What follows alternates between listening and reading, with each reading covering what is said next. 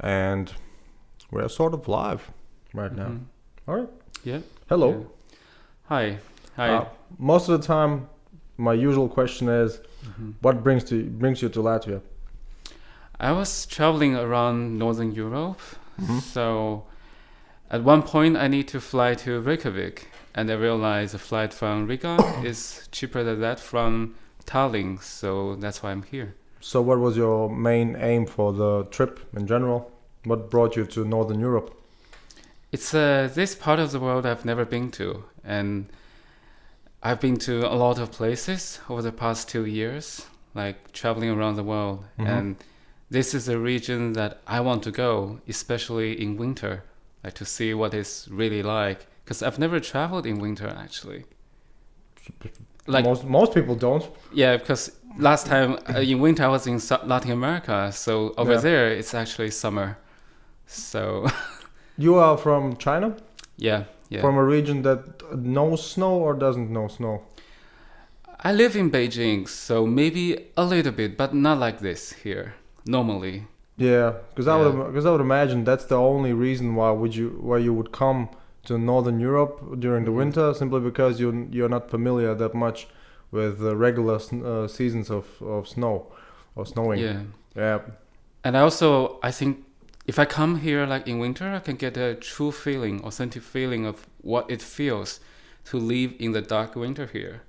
Especially, for example, in Helsinki or Stockholm, where the daylight is so short. If you come in summer, I feel, okay, everything's lively, but in winter it's like the authentic Nordic weather. Oh, so you seek that kind of, melancholy? Yeah. Yeah, I just want to see what it feels like to come at this time of year. And so what was your trip? Let's say Latvia wasn't your destination, right? In a sense that you sort of made plans to come specifically to Riga, Latvia. That wasn't your intention. You just have the logistics that brought you to Latvia, right? in the very beginning, yes. Yeah. But then I arranged 3 nights here, and I plan to know the city as much as I could, and to know your culture too. Do you mean to actually have, let's say, a sort of standard program when you come, let's say, to Latvia, that you do something that you would do actually in other countries as well, simply because you want to make comparisons, or do you go and improvise? I think I try to do both. Of course, I would love to know the difference between Latvia and Estonia, where I just came from. And How long were you in Estonia? 6 nights. All right. Yeah. So what are your impressions then, so far? The differences, similarities between Estonia and Riga. Well, you were all the 6 days you were in Tallinn, right? I did a day trip to Tartu, but mostly in Tallinn. All right. Yeah. So, any conclusions so far? Not really. Actually, I would love to throw that question to you. Like, what do you think are the cultural differences? Because Between Estonia and Latvia? Yeah. I would guess not much. Simply the difference is Estonia usually has more advances in technology. That's true. So that impacts sort of the culture. And I think because they have a sort of a closer relationship to Finland, they have sort of some similarities. For instance, I think they have more saunas than we do. Oh, yeah. I didn't go there, but my friend told me about the sauna. Because it's quite nice. I mean, that's something you might expect people to do, especially in the winter season, right? Because that would be probably a big point of comparison. How many people go to saunas? Tell me about Beijing. What is the life there? Because I've only heard of Beijing in a day-to-day basis when the Olympics were there, but that was 10 years ago, right? Beijing is forever changing and developing. Like compared with the Olympics, and now we get several more metro lines, like a lot of new places too. So it's really a bustling city that's changing and developing all the time, which is a reflection of the development of China in general. Is there a general development of China? Because I would imagine you guys are what, 1.5 billion people, right? It probably feels like having 10 countries in one country, simply because of the magnitude, right? Yeah, like everywhere, like every province, most provinces have their own cultures and their own unique features. Yeah. And also not only Beijing, like my hometown is in southwest China, it's called Chengdu. All right. And it's every time I go back, it's a little bit different. Like it's always changing. Do you go back often or not? Maybe once or twice a year. When I'm going back soon, like for Spring Festival, our Chinese New Year. When is Chinese New Year? This year, the Chinese New Year is February 15. It follows a lunar calendar, so every year is different date. How does that impact your relations to foreign countries? Did you have a sort of different New Year? Well, you probably divide it. You have the regular New Year, and then you have the cultural like New Year. Yeah, like both. Yeah. So, do Chinese people like to party? Yeah, the younger generation would party probably like you do, but the elder generation have their own way of gathering. Like maybe, many of them like prefer to have dinner together, for example. Or in my hometown, they probably will go to a tea house. That's their way to pass time. Tea is sort of the major staple drink in China? Yeah, but nowadays it's changing. Like coffee, which is becoming more and more popular among the younger generations. Yeah. And bars, alcohol too. It doesn't sound like it would actually enhance your cultural life. It just seems that it brings something from the West. Yeah, but it's also part of the globalization, isn't it? Like it's always your culture and then that of the foreign. Probably the best way is a combination of the two. Like China is one. What's the proper word for that? China is a big country that wants to actually pride itself, right? A lot, with different things, right? Yeah, like they want many to other countries too. They want to establish their identity. Well, you could say, for instance, America. They are totally globalists in the sense that they feel that they have something to offer the world, and they just come in and do relations. Whereas it seems to me that, for instance, China would be a country who says, no, we are like this, and we want to be like this. I would imagine. But if you say that you have a lot of influences from the West, then it seems business as usual. Yeah, China has opened up since like early 1990s. Well, 70s too, from the late 70s, and then so it's definitely we would like to be like open-minded country, like so especially like culturally. You'll see a lot of Hollywood movies. You'll see the big cities like.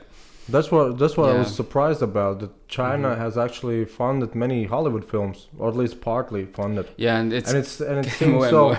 Yeah, and so it seems so. Well, the contrast was so obvious. For instance, when you have some scenes, it was just specifically just because it was China funded that it has some theme with China in it for sure. That's true. Yeah. Other than that, it's totally in America or whatever. But then you cut it, and then there's the scene where it's totally Chinese in a total theme. I was actually interested. If you say that you go back to your country or your place once or twice a year, what do you do the rest of the year? I've been traveling since September of 2016. All right. So up until now, I spent in China maybe 4 months in total. Yeah. Over the past 2 years. The rest of the time I was just traveling. What made you do that? I want to see the world because I was a reporter for 6 years. And then for a TV station? It's for a news agency, but I did TV interviews too. Mm-hmm. So which means that I could actually find you on the internet doing TV interviews? You could find some of my videos on YouTube too. I think it's still there. Yeah. Yeah. So yeah. So after I quit my job, I realized maybe this is a time to realize my dream and see some of the world. Wait a second, your dream was to just look at the world? You could have just Google it. But it's different to actually go there. And when you go there, especially as a solo traveler, all right, you have a lot of stories. You get a lot of adventures and stories that's unique to me. Like, all right, tell me about some of your stories. Who did you kill, or what did you do? Not really, but for example, in the beginning, it didn't mean to be so long, like 500 days. Yep. I have a return ticket in 50 days. Mm-hmm. So I just want to go to see some part of Latin America. Yep. And then I fly back to Beijing. But maybe on the 40th day, I realized it's really, I don't want to end this trip. Mm-hmm. So I made a call to Air Canada. I asked them like how much it would cost me, how much extra to change the ticket to like 2 months later. All right. I said, oh, they check and then say, oh, just $50. And say, okay, then maybe I'll do it. But I don't have time to check like when exactly I want to go back. So I gave them just a random day, like January 12th of 2017, like a random date. And say, that's it, it's decided. And I'll have 2 more months in Latin America, which I had no plan. And then I have to improvise. I ended up get a last minute ticket to board the cruise to Antarctica, which was unimaginable in the beginning when I was planning the trip before I left Beijing, because I have the total flexibility, so I can wait until I get the cheapest price for the cruise to Antarctica. So what was the cheapest price? That's like, there's actually a non-disclosure contract. For what? For the price. I don't know if don't it's bullshit expired. me. Don't bullshit me. I can tell you privately, but you can find it online, I'm sure. But why would there be any sort of covenants or conditions on it? I would tell you one thing. It's just a tourist trip, right? You get on the cruise, but also you do landing, you do the called Zodiac trip. You get on a small boat and to see the glaciers, like get really close to them, and you do landing and see the glaciers too, and the colony of the penguins, and just regular stuff. Sounds just like really. I'll tell you, it's just unique. Like I've never seen glaciers in that kind of shape. Like it's really deep blue. Yeah. Like I saw it in southern Argentina. All right. They have glaciers too, but it's just different in Antarctica, and it's like you feel totally alone, like away from human civilization because you are. Yeah, that's true. That's why it feels really surreal when you see the beauty of the nature. And also there's one activity which is called polar plunge. So you wear swimming suit, and plunge into the water, the icy water of Antarctica. Of course, they will have a belt tied on your waist, and just for security reasons. Mm-hmm. I was really struggling, like if I would do it, whether I should do it. And then I decided to challenge myself. And once I get into the icy water, it feels like 1,000 needles were sticking to my skin. Like it's really like really, really cold. And they pulled me out of the water. Mm-hmm. I didn't do it in a very heroic way, but yeah, still. Well, did somebody do it in a heroic way? Yeah, they would like jump and make some funny postures, like in the middle of the air. Oh, just some bragging. Yeah. But I think it's also it's the same thing once they get into the water. Sort of. Yeah. See, if you would come out of a sauna, it wouldn't be that bad, even in Antarctica. Yeah. Even in those waters. Mm-hmm. So your impression of Antarctica was that it's so unique that you would like to go back, or one and done? The thing is, I met other travelers from different boats going there at different times. We find out itineraries like don't overlap that much because the weather is changing all the time. Where? In Antarctica? In Antarctica. So maybe from cold to more cold, or what? No, it's like sometimes that small area, that island is raining, like snowy, like it's not very safe to go. So we're changed to a different island. So it's like we ended up going to very different places. So I imagine if I really did go back, I would have a different type of trips, like different itinerary. It's quite possible, but also depending on the funding, because it's still very expensive trip. Which you won't tell me on air, which is awkward. I'll let you know. Give me the range between, and I would say I paid between $4,000 and $5,000. Oh, that's salty, yeah. That's hefty. Yeah. Wait a second, that's real US dollars in South America that you paid, right? So that's even more, because in South America it's probably not that expensive to live, I would imagine. Yeah. Do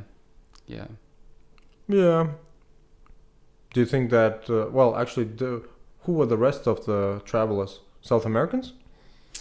They were from all over the world, like Indians, Americans, Europe, you can imagine. Not a lot of South Americans then. Some. Mm-hmm. Because it's like the seventh continent. Like if you're a global traveler, you've been to all the other 6 continents. That's your ultimate goal, to land on the 7th continent. So a lot of people there are very experienced travelers too. They've been to a lot of places. Mm-hmm. So it's really, we had a good time together. What's your strategy when you go to those places? You meet a lot of new people. Do you actually make contact with them for the future? Yeah, I would. Yeah, I was. Every time I go to a place, I try to build connections with a local. Mm-hmm. So couch surfing is a way, and also join some local activities. In Buenos Aires, for example, I spent 3 weeks in that city. Mm-hmm. I tried to learn tango. So obvious. Which introduced me to a lot of local people, dancers, that kind of circle of acquaintances. Mm-hmm. And I ended up know that city probably more than a usual tourist. I guess one Italian, if I remember correctly, one Italian told me that Argentina is basically, I think, the second generation Italians most of the time. There are Italians. Many Italians went to Argentina and established their home there, I guess, I don't know, 80, 70, 60 years ago.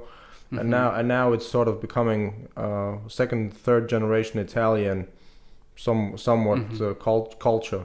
I'm not sure, but yeah, sounded reasonable to me. Mm-hmm. Yeah, definitely a lot of descendants from Europe. Actually, what did you learn about when you... Because I would imagine if you go to some place, you want to learn something about that place that you didn't know before. Did you learn about, let's say, Argentina or Buenos Aires in general, something that you didn't know before?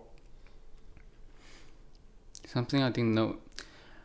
I didn't know tango. I didn't dance tango that doesn't count. Come on, and man. Tango is part of their culture.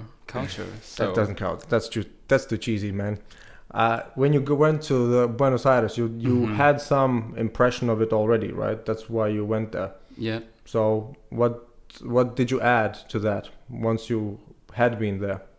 I think it adds a extra layer of culture, like how cultural that city is. You get free concert, you get the Broadway musicals. What do you mean free concert? You just register online and then you can go to one of the best music hall in Latin America. The building is quite impressive. Why do they do that? They really offer a lot of, like, if you check the museum days, they're always like once a week it's for free for everyone to go. Museums, I would imagine that they just need some traffic. Concerts too. I mean, there are sure some paid concerts too, but the one that I went with a local is for free. And I also watch Broadway shows and tangos and music. Their tangos is the way the people dance, the venue. The event is called Milonga. What? It's live orchestra music almost every night. It's not DJ stuff. It's live orchestra music. You mean every night? Almost every night you can find a place to dance. So it's really like a total immersion of music, art, and everything related to that. So how's the living conditions there? Living conditions it's good, good enough. Yeah. Comparable to? Compare with. I just look at it as it is. I don't normally compare living conditions anymore. I wouldn't say one country is richer, the other is poor. How come?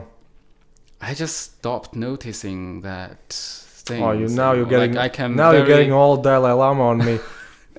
I just try to accept things the way it is and don't judge it like based on some very superficial things. Well, if you call it superficial, what would be the things that you But they wouldn't did call? have high level of inflation when I was there.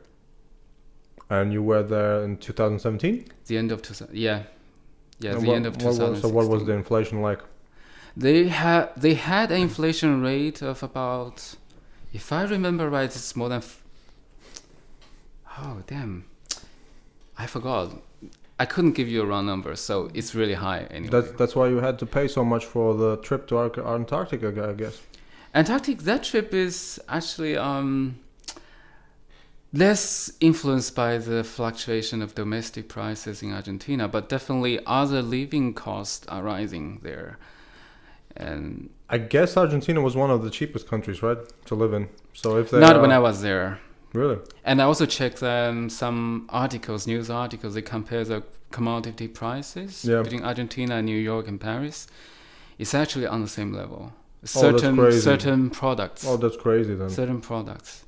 Cause it used to be the. That's why I'm cooking all the time at home because eating in restaurant can be very pricey. Then it's definitely changed a lot because Argentina was one of the, well, not to say poorest countries, but still the cheapest countries to live and actually. Oh, definitely not now. Definitely not now. Yeah. Times have changed, I guess. So in South America, was Argentina the only place you visited, or? I started in Peru because I always wanted to go to Machu Picchu. Oh, all right. So nobody knows what the hell happened there, right? In Machu Picchu. What happened there? I mean, they don't have a clue who built them, who built it, and. Oh, they know. Right? They know it. Really? Yeah, the Inca.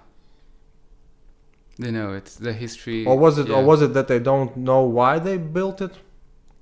What was the mystique about that place? The place just disappeared for a long time. Like people forgot its existence. All right. Was rediscovered later by I forgot where he's from, but for I think he's from Yale University.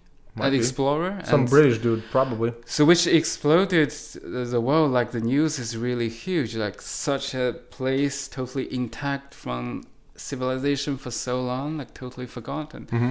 But gradually, it's explained why it existed. Yeah. I thought that they had a theory of how it developed and how it sort of diminished, but that they weren't really sure. It was just a theory. So what did the tourist guy tell you? There were certain things that's still uncertain, but largely I think it's where the Inca Empire to have summer retreat. That's what I remember. It could be wrong. Were the Spanish to blame for the? In a way, yes, because of the colonization and stuff. They tried to conquer Peru, and I think they abandoned that city in a rush. In a way, like protected it because it's deep in the mountain, deep in the woods, and they also don't want the Spanish to find that place, so they totally seal that place. With the help of nature. Yeah. So the Spanish never found it.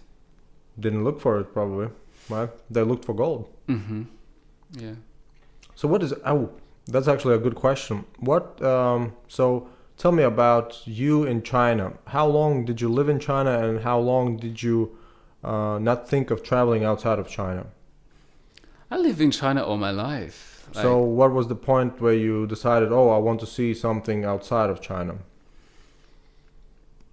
I think for me it's natural. Like I always want to see some part of the world.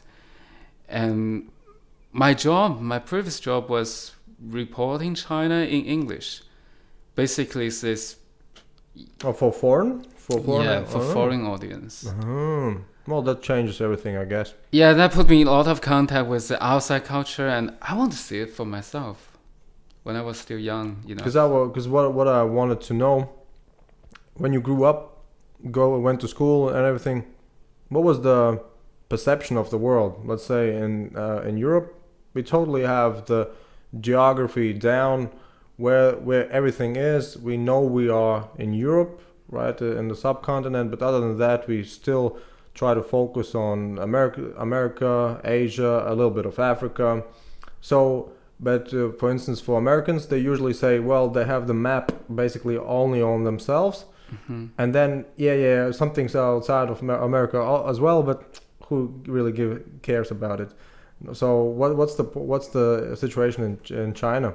How do they teach geography or things like that? Because probably China is interesting in and of itself, right? It's a large country, so a lot of individual differences, cultural differences too, depending on where he's from. And do you make jokes of some specific areas in China, or the people in specific areas? Maybe, yeah. Maybe like friendly jokes, but yeah. Go ahead, tell me something. So you are in Beijing. What do you make fun of in Beijing? Beijing. Okay, people usually compare Beijing with Shanghai, the two most prominent cities in China. Well, in Hong Kong, right?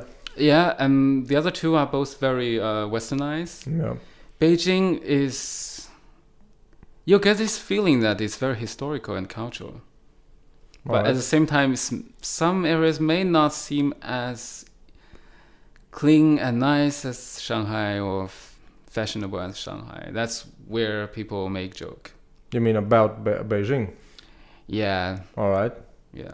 So what do Beijing people tell jokes about? I've heard jokes like, oh, Beijing's a big village. That's not a joke, dude.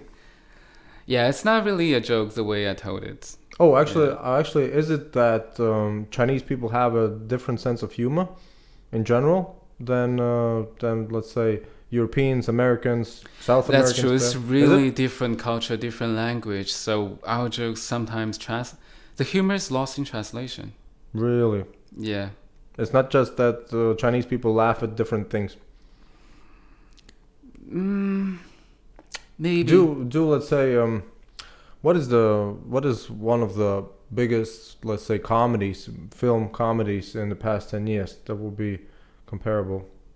I'm not really sure. Oh, I'm not really sure about this topic. Yeah. Oh, did you have Borat in China?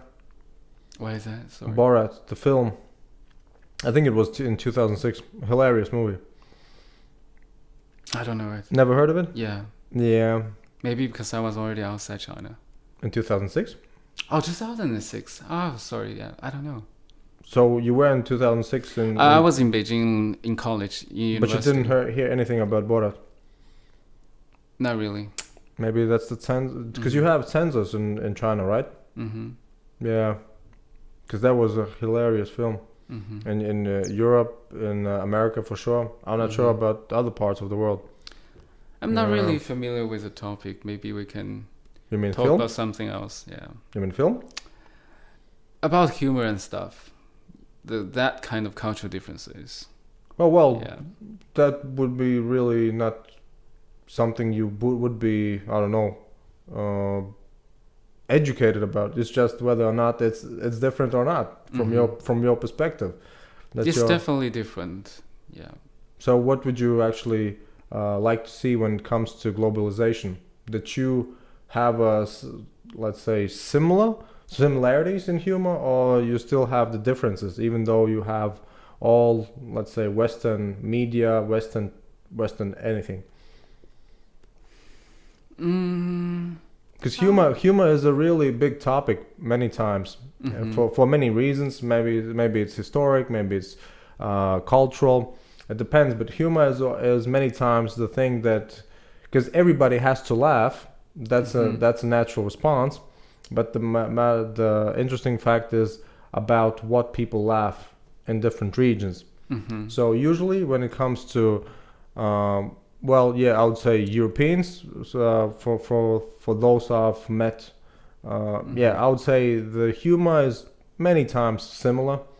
So that's why the jokes work, even in translated versions. The jokes work, right?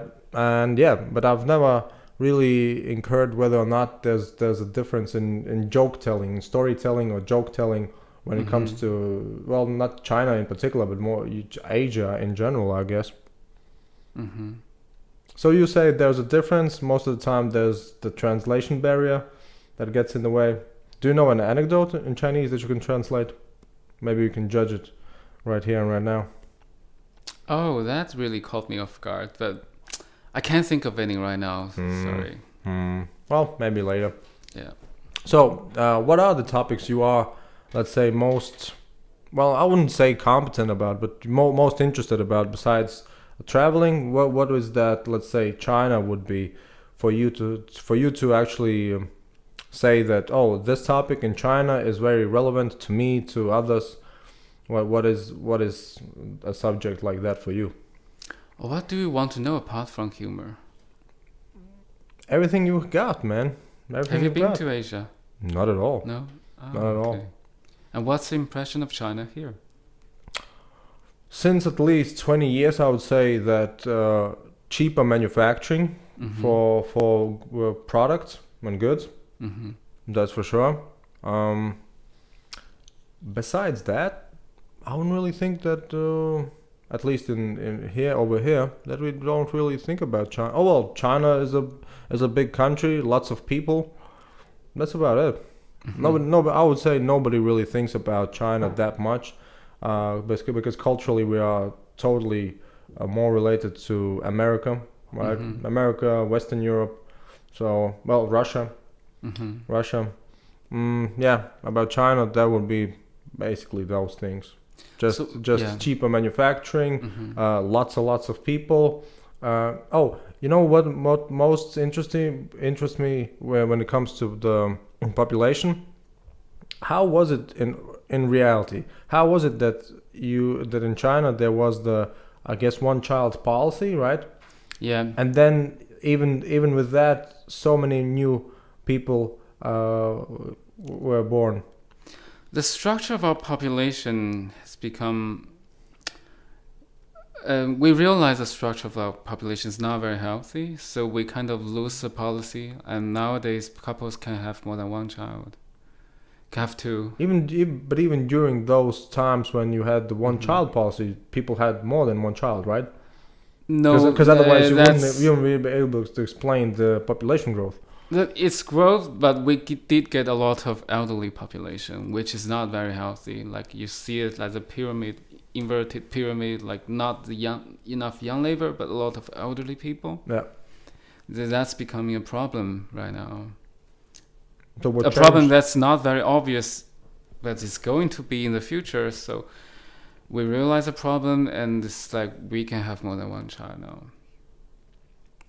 In you mean 2, 3, 4, or no boundaries whatsoever? No, it's 2. Oh, so from 1 to 2? Yeah. So if a couple wants 3, what do they do? Oh. How can they break the rules? I'm not really sure. Why? You don't know anybody? No, firstly, raising a child in China nowadays is really expensive. I don't even know anyone who... I personally don't know anyone who has 3 children or they want to have that. So you know lots of people who have 1 or 2? Yeah. 1, 2, yeah. It depends on... Because it's... You have a child education, everything's expensive, childcare. Is it expensive proportionately to the income? Because what is a, if you can say that for a nation of 1.5 billion people, what is an average salary in China? It's I can't give you a figure because I didn't prepare for that. Approximately. That's. I mean, you don't have to prepare for that. You just. Because I make an couldn't just estimation. make it up. Well, you make I an was saying estimation. Beijing It's and definitely Shanghai, below I can give $10,000 per month, and it's definitely Yeah. above $100 probably.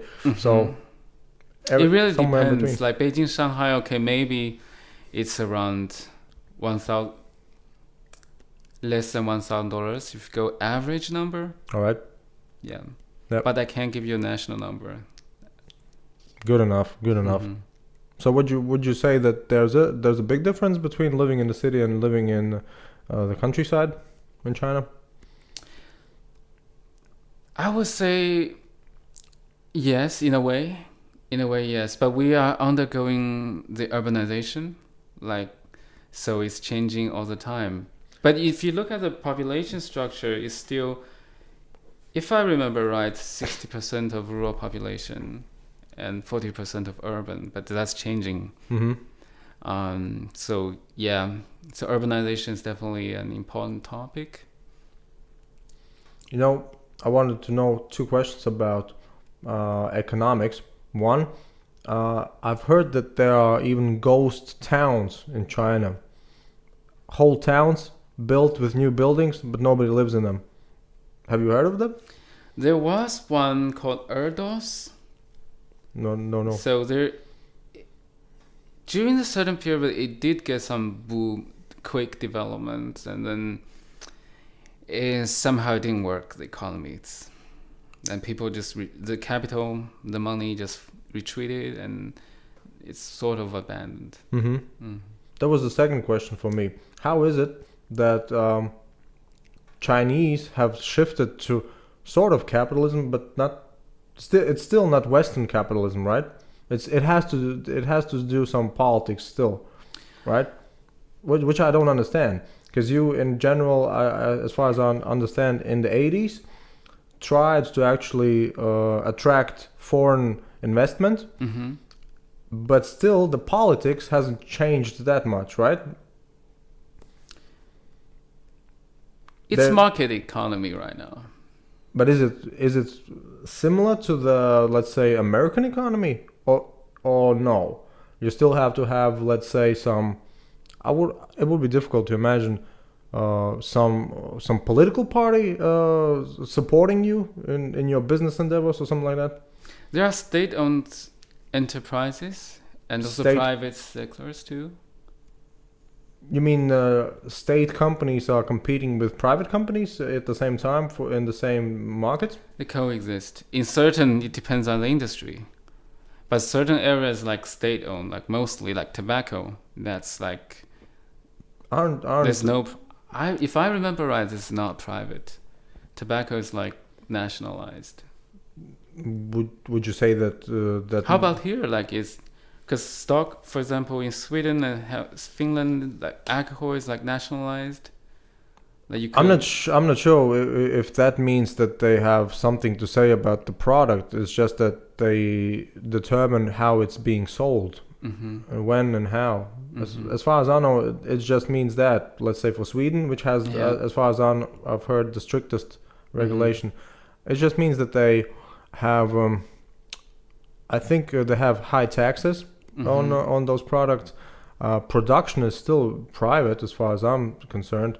It's just that they will tell the private producers, look, you can sell this there, up to that kind of level of proof. You can sell it to this age group, and above that you can sell it to a large age group. So it just has more conditions on it. But other than that, I mean, I've never heard that Sweden produces alcohol. I've just heard that Sweden regulates alcohol selling quite. You have to go to a certain store to buy it. Yeah, and you have to have, I think, a bigger age than in general. Let's say here once I'm 18, I can buy any alcoholic beverage I like. I don't think that's the case in Sweden. And I think that you have certain limitations on the proof.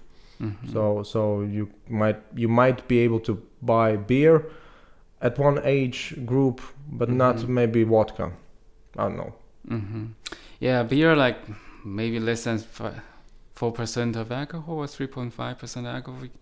Something like Higher than that, you need to go to a specific store. Yeah, so I would say that might be wise if you have a big economy. If you have a small economy, I couldn't imagine that it would make a difference. I mean, would you say that China has had any time in their history a problem with substances? Oh, unless opiates, right? Because China had the opiate wars with Great Britain, right? Yeah, but other than that, you didn't know what? The Opium War? No. I mean, you in China generally didn't have any massive problems with any substances in Chinese history, right? The in one history. No, up to modern times. I would imagine the only one that I've heard of was were the Opium Wars. But it's certainly not nowadays. Certainly not nowadays. Well, that's what I can say. Yeah, that's what I mean. I mean, that's a thing. You probably do. You have a culture of alcohol in general? I'm not sure. Yes, but really. So what is the? We have Chinese? A liquor called baijiu. That's kind of very strong. It can be very strong, up to even 70% of alcohol. More like absinthe. But it's mostly used for certain social occasions, like you drink, for example, in a very formal situations. All right. Or family gathering stuff like that. Yeah, but recently, like over the past 5 years, like that culture is, because we don't want to drink that much. Like it's mostly, sometimes it's coercion. It's not like up to you, like how much you want to drink. You mean the group think? Yeah. Well, that has always existed, right? For example, you have drinking with your boss or something like that, and you end up drinking more than you need, and there's no way you could refuse in the past. But nowadays, there's a party policy that it's better not to drink that much. Wait a minute, you mean political party policy? Yeah. So how does that work? I mean, what is the situation with politics in general? If you would like to become a politician in China, could you do so?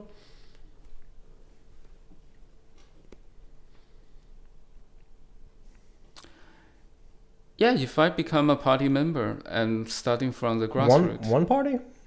Yes. So what do you think of that? You've traveled all over the world. Have you seen one place where you have one party? Well, certainly different country adopt to the political system that's best for them at that certain stage. And that's all I could say. Oh, you're going politician on me. So wait a second. Let me say, wait a second. Do I get you correctly? You are either uncomfortable or you are concerned about speaking politics. I'm generally would love to talk more about travel, because that's what I know better about it. Well, come on. I couldn't come here and pretend I'm an expert on that. Look, man, when it comes to politics or economy, nobody's an expert. Right. That's the big open secret. Nobody's an expert. So what are you most interested in apart from China, like somewhere in the world? Which region? Which region are you most interested in apart from China? Look, if you ask me specifically, I wouldn't imagine China as one country at all. I would imagine China being 20, 30 countries just put together in a big territory, probably having not just different dialects, but probably different languages, even in a sense that if you would come, let's say, from northern China to South China, you wouldn't understand many things that they speak about simply because you have a totally different background. So I would imagine like that. If it's true or not, you tell me. Sorry, I don't get it. If it is the case that China is so huge that there's no homogeneous person, in a sense that it really depends where you come from China, what what type of language you speak, how you speak, what your manners are, what your culture is. It depends on the region where you are from China. Yeah, everyone would in school learn Mandarin. That's how we communicate. And of course, many places have its own dialects. And so, but we use Mandarin to communicate with each other if we are from very different regions of China. So is it successful? Yeah. Which means you could talk largely, I would say. So you could talk to 1.5 billion people easily. I wouldn't make that assumption, but yeah, I could talk to many of them. So there would be some that you wouldn't be able simply because either they don't know Mandarin. They definitely, it depends on, for example, their age. If they don't receive the formal education somehow, and if don't understand their languages like dialects, then it will be hard for me to communicate. How about here? Do you have dialects? You can say so, but you still most of the time understand it, because if you have a small region, it's just that many times you make the word endings a bit different somewhere else, but other than that, many times you can just understand it quite easily. Yeah. Can we have a tea break? Sure. How long? Yeah, it's been 40 minutes. No, what you mean? I'm really try. All right, let's just make this one for Facebook, and then the second one we can do it for YouTube. All right, see you later then.